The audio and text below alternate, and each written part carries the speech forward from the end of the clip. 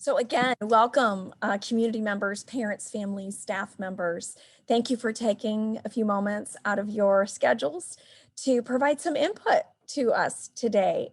So I'm Noreen Bush, Superintendent of the school district, and today's conversation is about the America Relief Act. That is a federal initiative to fund entities to support our recovery from the pandemic.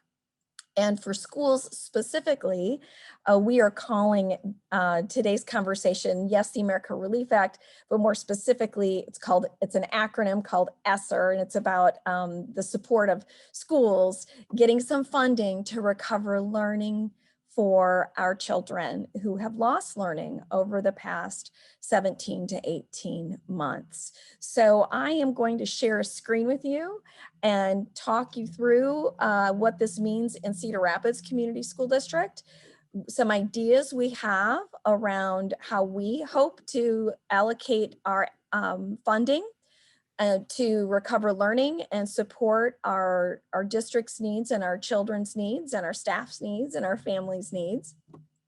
And then really to invite feedback from you all on the rough draft we have so far so that we can be responsive to our community and make sure that we're doing our very best with the allocation that Cedar Rapids has been designated through our state. So I'm going to share presentation. Throughout this presentation, feel free to enter questions or clarifications or even thoughts into the chat. And then we'll make sure that we address those throughout the presentation as best we can. And at the end of the presentation, we invite even folks to unmute themselves and to raise their hands and to ask questions.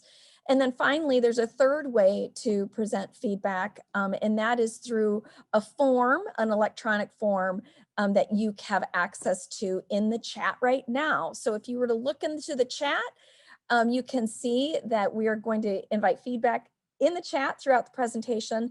At the end of the presentation through dialogue, question and answer on the screen. And then finally, if you so choose, we would really love to get your feedback through an electronic form. And that is anonymous feedback. And if you'd love to identify yourself, just please put that in the comments and even ways in which we can contact you if you'd like to have further discussion. So again, thanks for being here today. And I'm going to start our presentation.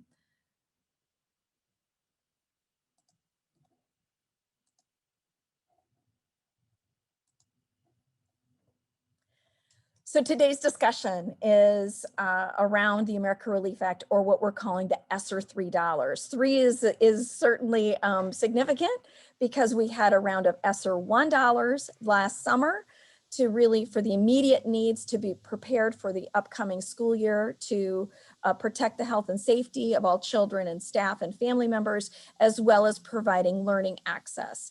So Cedar Rapids did use those allocated dollars. Much of it went to supporting devices so that we could have remote learning instruction, as well as mitigation efforts with personal protective equipment and safety needs for our kids and our staff members. We had an allocation of ESSER $2 that came in the winter time.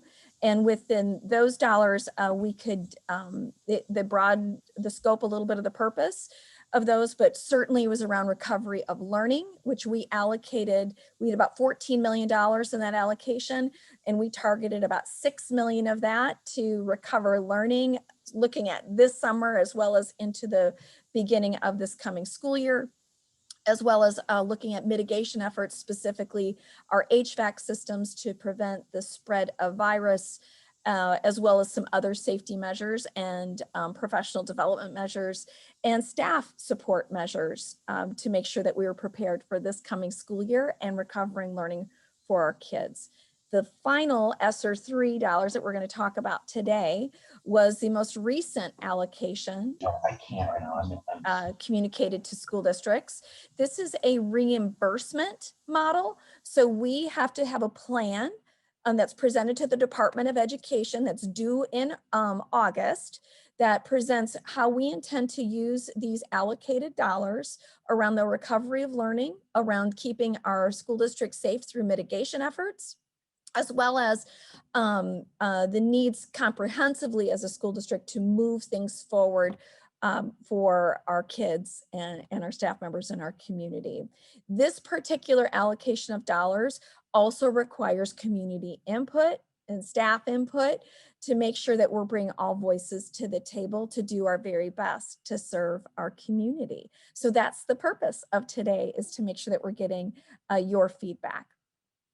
There's also a session this evening for those who are not able to attend our virtual session. And then also we'll share this digital session with our community if folks could not attend in person. So just to be clear, with Cedar Rapids, we were very fortunate prior to the pandemic to have a very clear, targeted strategic plan that has been the vision of our board and been executed through our administration and our incredible staff members. So in Cedar Rapids, our vision is also anchored in our beliefs, and we have 6 belief statements. And so the benefit that we've had as a school district is what the recovery of these funds have been designating for us to do is already in alignment with much of the work that we've been able to accomplish as a school district over the past couple of years and the things that have produced results for us. So we want to make sure that we're using our research and our data to continue to produce results, but also how do we need to really hyper focus on the recovery of learning of the past year for our kids that lost learning. So the values graphic is on the screen here, but I just want to pronounce our major value that we have emphasized as a district in equity, which is very much what these funds are about. And that is, we believe as a school district that there's equity of voices, resources, and opportunities, and expectations is absolutely critical for the current and future success of every single child. So as we move forward and think about the use of these ESSER dollars, we wanted to make sure that we were anchoring it in what we believe as a school district. And our vision is every learner being future ready. So that means our kindergartners are ready for first grade, all the way up to our seniors being ready for their next steps in life. And that, of course, is executed through a mission that we do ensure all learners experience a rigorous and personalized experience so they have a plan, a pathway, and a passion for their future.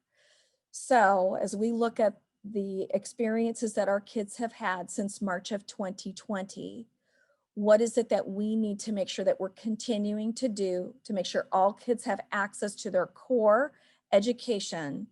And for those kids who are showing learning loss and learning gaps, how are we making sure that we are filling those gaps and providing them additional and intensive opportunities through systems of support? So as I mentioned earlier, we already had executed a pretty clear strategic plan, and now the results of those strategies, how do we make sure that we're ensuring continuous improvement for our kids with the allocation of these dollars? So our strategic plan is divided into 4 focus areas. One is building a really healthy culture and focusing on we create a supportive environment for all learners and staff members and families. 2, of course, our focus on student learning, and that is the academic and the social emotional components of learning. And that in order to accomplish those 2 major things, we have to have a great workforce to do it.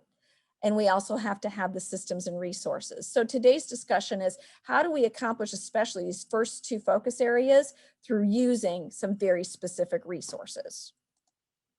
And this is our strategic plan, just a plan on a page. So today, where I'm going to focus this conversation, I'm going to let you know about some strategies that we've put in place that have proven results for us, but also some things that we know we have to do differently in order to recover the learning that's been lost. And then, of course, our district experienced not only the pandemic, but also the derecho, and which impacted our district and access to our buildings.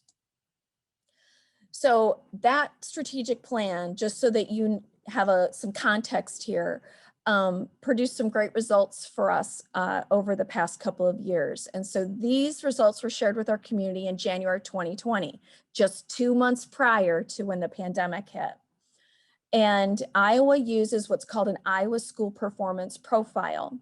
And that performance profile is based on several pieces of data. There's a summative assessment schools use in Iowa called the Iowa assessments, which you all are probably very familiar with. And then also there's other assessments within that are used at the state level. One is called conditions for learning assessment.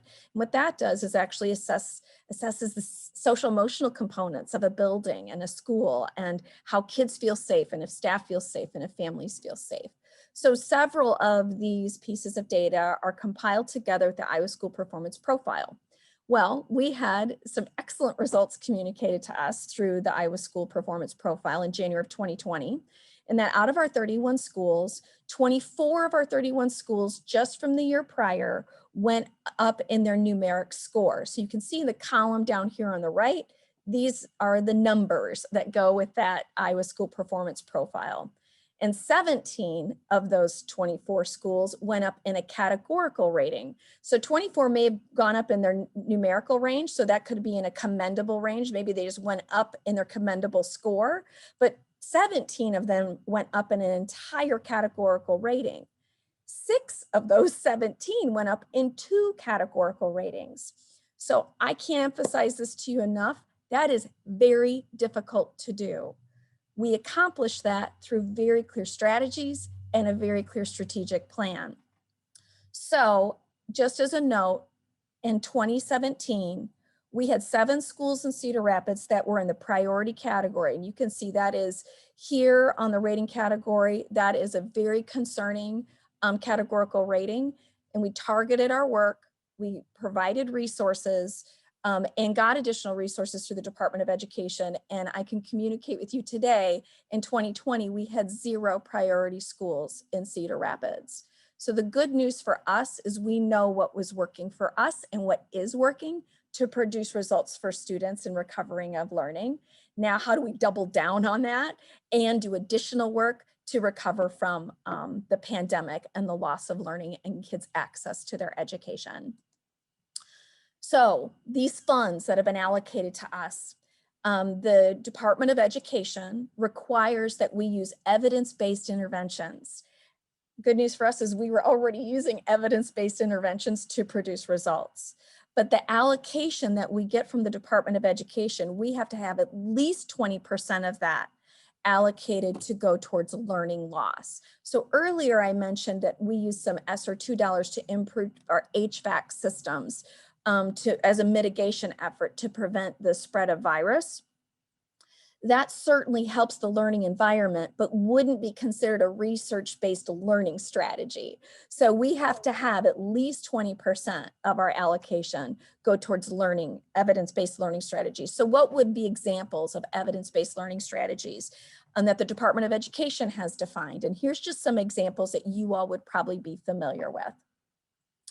Number one, our allocation in Cedar Rapids is $32.4 million. That is a significant dollar amount, and we are taking this very seriously to make sure that we're allocating these dollars in the best ways that we can. So at least 20% of that $32.4 million has to go towards recovery of learning. These would be the types of examples that the Department of Education has said are supplemental ways to recover learning. Summer school programming, for example, is, as long as it's research-based and instructionally focused, summer school programming can be considered one of those research-based interventions. Before and after school programming, that's targeting student learning. And then finally, tutoring services that are also targeting student learning. So we have in each one of our schools data that lets us know how every single one of our kids is performing. And so our school-based teams have been designing ways in which they support their students at the school-based level. So what I'm going to share with you now are just some initial ideas that we have as a school district. And we're going to sort these into what I'm going to call buckets of the things that have produced results for us, as well as ways in which the Department of Education has encouraged us to consider, from a research-based point of view, other ways in which we can recover learning. So here's the 3 buckets. And I will ask, if possible, if participants could mute themselves, that would be great. So the first three buckets are definitely focused on learning. The first would be added time. Those first three things I shared with you, things like summer school, before and after school, and tutoring, those are in addition to core instruction time. So that's adding time. So for example, right now, we have over 2,200 students in Cedar Rapids Community School District involved in summer school this summer. Incredible. You might be familiar with Kids on Course University, which is our summer school program for our elementary age children. We also have our scholarship camp, scholars camp that we call it, for our middle school learners. We've had that traditionally at Roosevelt as one site location. We had it in East Side location this year, adding a couple hundred other middle school students at Franklin. So we have middle school students involved in recovery of learning, and we have over 600 high school students enrolled in either recovering credit or advancing and getting ahead on their credit this summer. So a lot of kids are learning this summer in Cedar Rapids. We have community partners who are also offering summer school programming to our students this summer. So that's one bucket. Second bucket would be the recovery of learning in core instruction. Nothing replaces the power of core instruction, everyday instruction at school. So we are focused on very clear practices, instructional practices. When I look at our elementary schools that move from being on a priority list and are no longer on a priority list, we targeted very clear literacy instruction, very clear math instruction, and above all of that, creating a safe, supportive environment for all students. Those research-based practices are all anchored in equity. I talked about that equity belief statement. So we are making sure that we're going to allocate those continued resources for our students and our instruction to make sure that we continue to get better with those practices. So that will include some additional professional development and training. Some of our support staff do not always get access to the same professional development that our certified staff gets. So we're going to make sure folks like in our roles of paraprofessionals that we are able to provide additional professional learning to them, as well as opportunities to develop their skills. And so that we'll use some of our resources for professional development and actually compensating staff for that additional time. So those are some ways in which we'll be looking at targeting our resources. And then finally, this third bucket, we can focus on core, we can focus on adding time, but we can also, in the Department of Ed, encourage us to think about the innovative practices that have proven results. And so for us, we have data that shows our children who have access to preschool and preschool education come in more kindergarten ready than children who do not have that access. That can be seen as a way to accelerate learning and help our students be more prepared. So our children who did not have access to preschool because of pandemic, we are going to extend and we've created 5 more additional classrooms to make sure that we have better access for all of our preschool age children so that they're more prepared for kindergarten this year. We will also be, our data shows us, and this is true nationwide and this is true statewide, that the children in kindergarten, first and second grade, coming into this coming school year, they're the ones who really not having those foundational access to instruction every day, especially in the spring of 2020, we still have to make sure that we're concentrating efforts on supporting their learning. So we'll be paying attention to instructional strategies and additional staff to support those grade levels.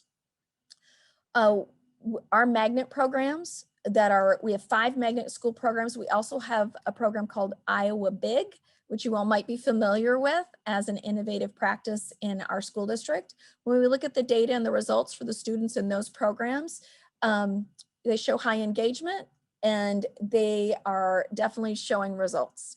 So we would like to consider for our kids, especially in the 8th and 9th grade levels, who missed learning and need a different type of engagement opportunity, might a high school magnet program or a pilot be a good answer for kids who were completely not just disengaged, but not wanting to come to school during this very challenging time. And then finally, innovative professional development, and how can we make sure that we're maximizing on that learning that we've been doing as a school district. It's one of our belief statements is innovation. And so learning those lessons from our 5 magnet schools, as well as our programs like Iowa Big, our community school at Hoover, the KITE program at Franklin. We've got lots of innovation happening, and they are producing results. So how do we make sure that we're scaling that as a district? And then finally, these are the other 3 buckets. All of these connect to student learning, but they're more of an enhancement or a foundational need in our systems and resources. We have not only found prior to the pandemic, we had increased needs in supporting children with mental health. Definitely during the pandemic, this has been an increased need. We have community partners who are certified mental health therapists and supports. We definitely have our own school counselors. School counseling is different than mental health therapy. And so we are engaging in those partnerships, and we are recommending a greater allocation to mental health services for our students and the social emotional resources needed there. Second bucket is we had to get devices in the hands of every child.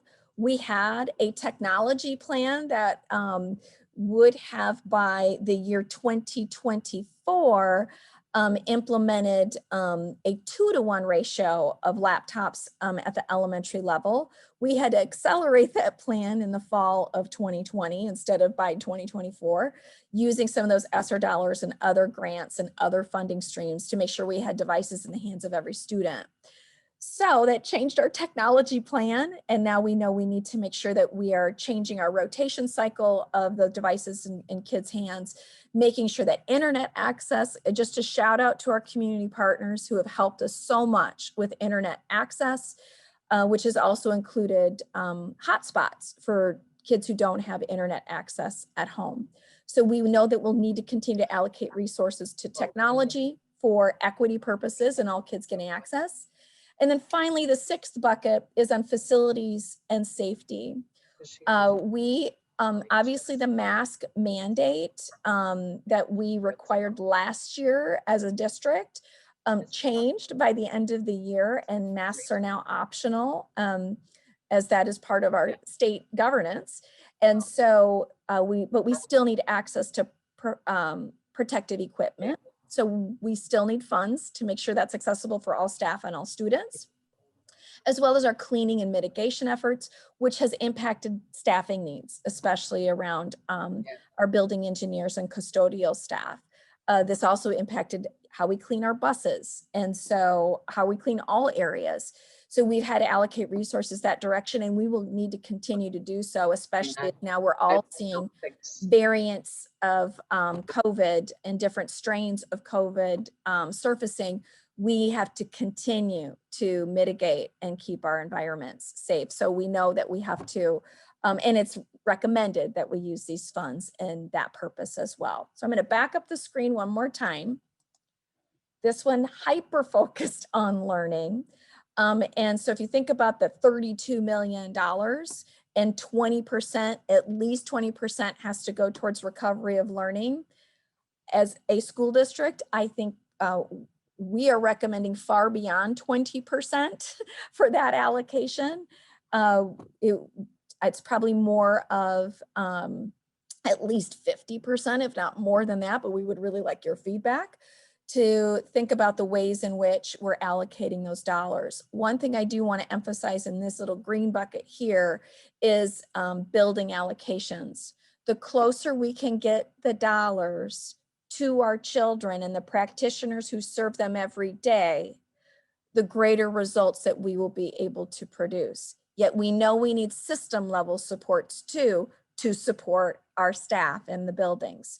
So we are recommending that we create building allocations that can be managed by our leadership teams at the building levels in order to promote what each building needs. in our elementary schools alone, one elementary's needs are different than another elementary needs. We use the same core instructional practices, but we might need different supplemental supports depending on the building and depending on the children who are there. So that's one variance that I wanted to highlight.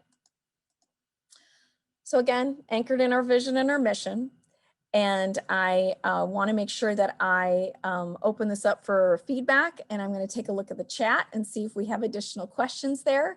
So let me take a look here at the chat, and I'll start there, and then certainly I'll invite questions from the screen. So when I mentioned the goals are for intensive and personalized plans to address learning loss and gaps, that would be without the need for a 504. That's absolutely right.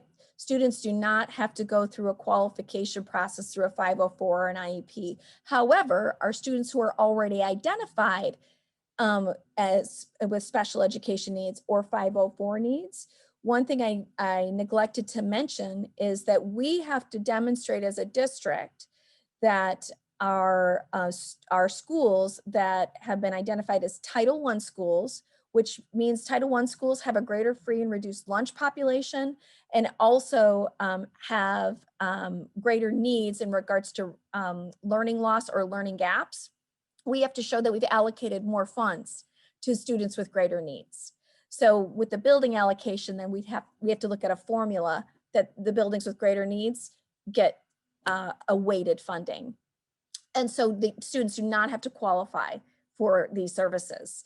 However, we do need to make sure it's targeted to students who are behind or need to get back on grade level or performance level.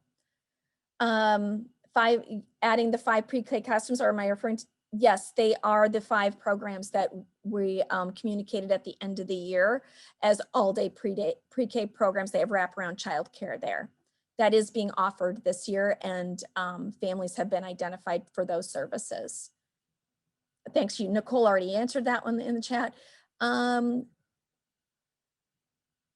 Yes, so as we get approval of our plan and we design our before and after school programming, some of those things are already communicated to families, but absolutely as we design and move forward, this funding is for 3 years. And we have to make sure that our families are well aware of what those resources will be. I just want to give a shout out to Paul Hayes. He's our Future Ready facilitator at the district level. He's helping design that with our counseling teams so that all buildings know what access they have to resources. Can tutoring include instrumental lessons to assist with middle school and high school students who have lost those types of lessons? We have to target core instruction first. And so the Department of Ed would qualify that as literacy, math, science, and social emotional learning. It doesn't mean that we can't allocate some funding towards other areas of learning loss. However, we have to prioritize the core areas in which we're measured with the Iowa School Performance Profile, and music is not one of those areas. However, we certainly can try and provide more supports for the recovery of things, because music, absolutely, learning was lost in every area, and we want to make sure that we're doing something to support all of our kids. So the great question about how do we assess our kids for the learning gaps and loss. So we have what are called screeners that have been implemented over quite a few years, and we're using those at the elementary, middle school level, and now we have a tool that we're using at the high school level that we just started implementing this past spring. Those are more formative assessment tools, which means that they're intended to be just dipsticks in measurement of measuring how kids are doing, not necessarily a summative assessment like the Iowa assessment. So the screener is used multiple times a year, not just one time a year, to identify how kids are doing. At the elementary level up through, they're called FAST. It's a FAST screener, that's the name of the assessment. The middle school level, we're using a tool called iReady that screens students and their performance, especially in literacy and math. And at the high school level, we're using a tool called the MAP assessment tool. It's measures of academic progress, again, in literacy and in math, to make sure that we're identifying what kids need. So those formative assessment tools are given early in the fall. The state actually requires that we get that FAST assessment at the elementary level very early in the fall, and that we have to then base our instruction on what we learn from those assessments. Great questions. Please continue to add to the chat, and then I'll also then open up to the screen. You could use, if you're on your Zoom there, you can see the bottom of the screen reactions, and you could do a little hand raise, and I'll just put one up on my screen. It looks like that, raising your hand. Be glad to call on you if you would like to use that. Or what you could do is just unmute yourself, and we would be very happy to answer your questions.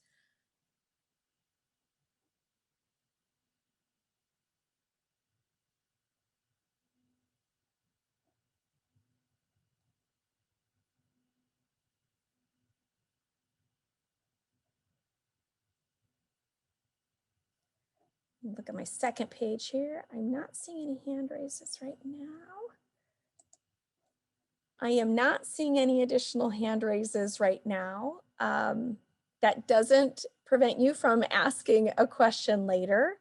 I would ask that if you do have additional questions or you think about it later, please do not hesitate to contact me, Deputy Superintendent Quaker. Nicole Quaker is also on the screen today, and would absolutely invite that you send us questions directly or through the form. I'm putting my direct email in the chat.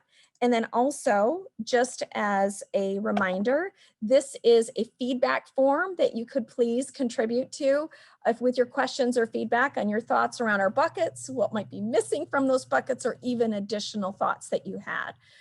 Couple other questions in the chat. Tell you more about our community partners that support our students with mental health and learning loss recovery. So we have partnerships with Tanager Place, also with Four Oaks, and depending on which school where those partnerships are established, we ask for contracted services with certified mental health therapists or support people. And then we provide access to those services with parental permission to get access to those services. Sometimes those services are even offered during the school day or before or after school on our premises. And sometimes families are seeking those services at the organizational site. This year, there was also telehealth services that were being offered to families and to kids via the screen. And so we just rely on those particular relationships to make sure that we're getting access for our students and those mental health needs. We also do professional development, however, for all of our staff to better understand mental health and supporting our kids in creating supportive environments. But when it comes to therapy services, we really lean on certified therapists to do that work. Another, what's the timeline for spending? Great question. So this is a reimbursement model. We have 3 years to spend these dollars. So that means by 2024, summer 2024, we'll be closing the books on this. It is one-time allocation. So we are, as we look at spending a certain amount of dollars, we have to show evidence that those dollars have been spent, and then we get reimbursed by the Department of Education. Really great question. We could choose to spend all $32 million this first year. We are looking at how can we provide learning loss. It's hard to recover learning and just boom, you know, a few months. This takes time developmentally, and we have families that experience 2 crises or multiple crises due to the pandemic and the derecho in our district. They were displaced or they became homeless. And so we want to make sure that we are allocating these dollars in a way that's very targeted, very clear, but also sustainable over time. And so that's a lot of our focus too, is that we're trying to create systems that are sustainable, that we can continue to grow and learn from the results that we've produced as a district, but that we want to continue even after this dollar allocation. Any other questions? Thank you for throwing those in the chat. That's been very helpful.